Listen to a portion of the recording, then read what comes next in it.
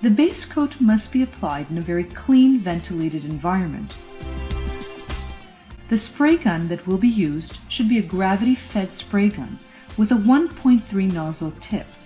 The fan should be completely wide open and the PSI between 35 to 40 PSI at the gun.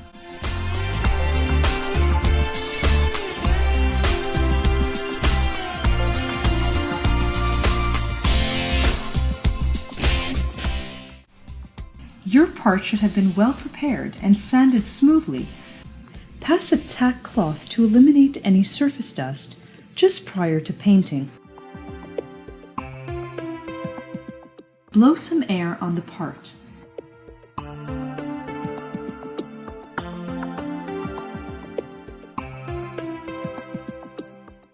Start from the edges and work around the part, covering evenly.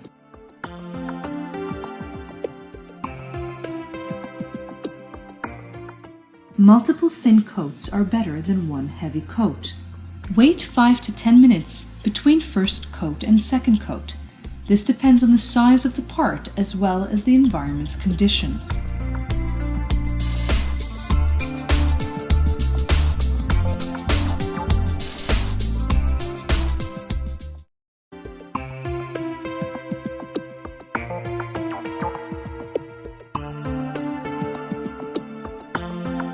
Once your Cosmichrome base coat has fully dried, you will need to do a plasma treatment on the surface.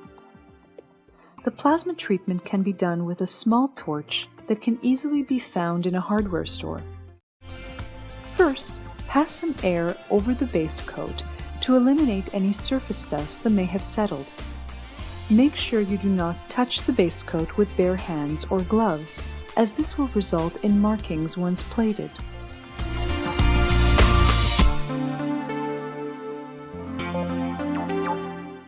Pass the blue flame over the base coat in an organized fashion. Several quick passes over the parts to assure proper treatment, coverage versus one slow one is ideal.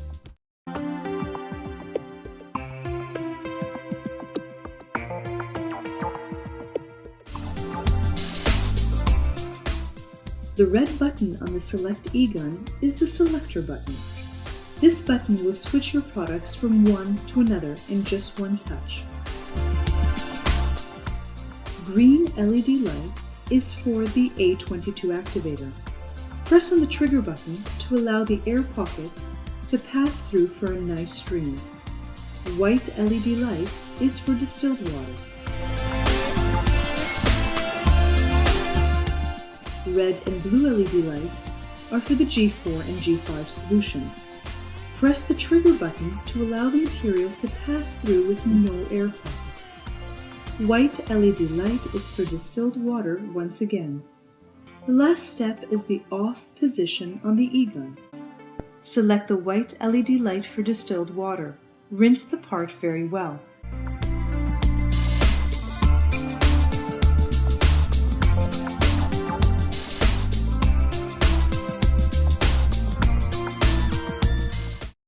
Start with the activator, the green LED light. Spray the parts with activator and make sure it is applied everywhere.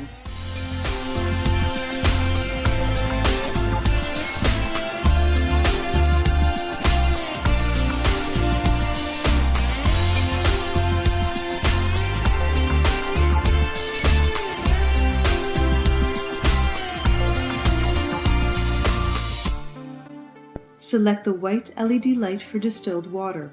Rinse the part very well.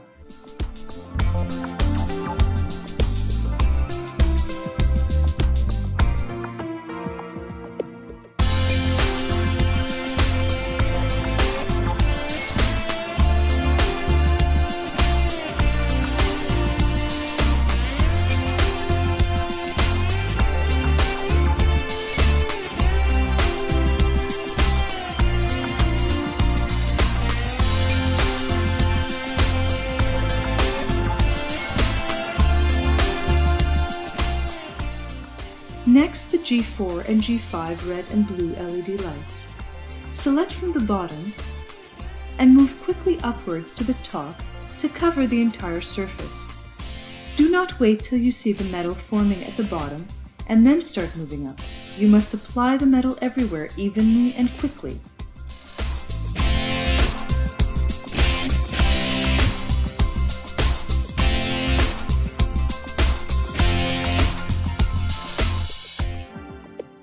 Select the white LED light for water. Rinse thoroughly over the entire part.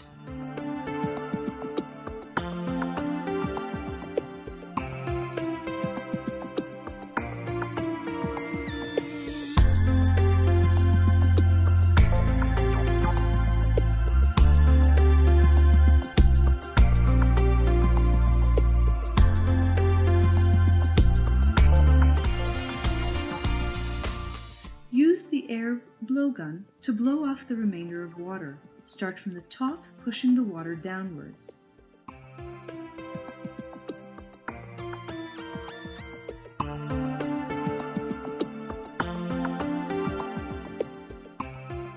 The spray gun that will be used should be a gravity-fed spray gun with a 1.3 nozzle tip. The fan should be completely wide open and the PSI between 35 to 40 PSI at the gun.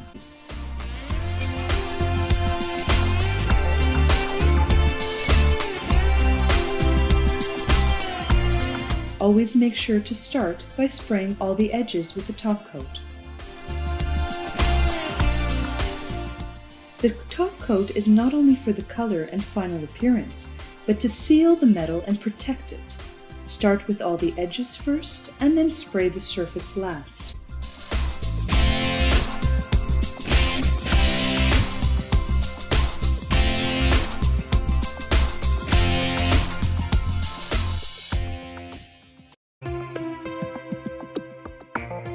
A rule of thumb is no colored dyes can come in contact with a bare metal. On the part shown here, we have already used the top coat chrome to seal the metal. We are applying the orange dye colored top coat over our first chrome colored top coat.